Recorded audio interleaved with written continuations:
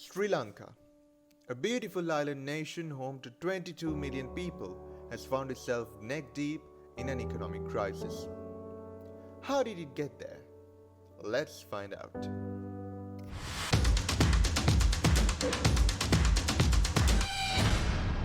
Sri Lanka's economic crisis is two-tiered: chronic and acute. The acute economic crisis started out in 2019 with the Easter bombings that brought death to 269 civilians in Sri Lanka. The months following was shrouded in security concerns, which brought about severe hits to the Sri Lankan tourism industry. However, the tourism sector started getting back on its feet in 2019 and was on its way to normalcy when the pandemic, COVID-19, ravaged the country's tourism sector. It was in 2019 that the new president, Gotabaya Rajapaksa, was elected. His election as the president brought the Rajapaksa family back into power, the very family that was ousted in 2015 on fears of corruption and mismanagement. The latter part of 2019 and 2020 is a crucial period in our story, for it was during this time that many detrimental strategies were adopted. For one, deep tax cuts were implemented as part of President Rajapaksa's campaign promises. This saw the government losing out on 25% of its revenue. COVID-19 didn't make things any easier. With the global lockdowns in place, Sri Lanka's tourism sector was shut down completely, the very sector that accounted for 13% of the country's GDP. As a result, one of the government's major sources of forex income was cut off. The last straw was the government's decision to peg the dollar at 200 rupees, which resulted in a gradual decline in foreign remittances to the country. Sri Lankans working abroad opted to send money through black market channels instead of proper banking channels, hoping for much higher returns. All of this resulted in a severe forex reserve crisis in Sri Lanka, which saw the government using up almost all of its forex reserves.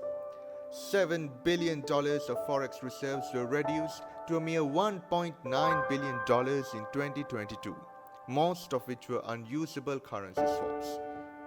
In another desperate move to prevent foreign currency outflows, the government made an extremely controversial decision to ban all chemical fertilizers overnight. This shuttered the farming industry, bringing down rice production, the country's staple food, by 50%. All this led to a massive humanitarian crisis. People had to stand in queues for days for fuel and cooking gas.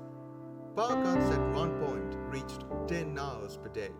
Inflation, according to Johns Hopkins University, is recorded at a whopping 133%, one of the highest in the world right now. Food prices have skyrocketed as the buying power of the rupee has fallen, compelling people to sustain themselves on less than 3 meals a day. Surgeries are being suspended due to the lack of medicine and power cuts. Schools and offices have been closed as there's no way for people to commute due to the fuel crisis. Exams were postponed for millions all over the island as the government ran out of dollars to import printing paper. The situation in Sri Lanka can be paralleled to that of a person living with AIDS. Although the chronic underlying problem for such a person is AIDS, what kills that person is not really AIDS. It might be a simple ailment such as a fever or a cold, which will escalate into a severe condition such as pneumonia.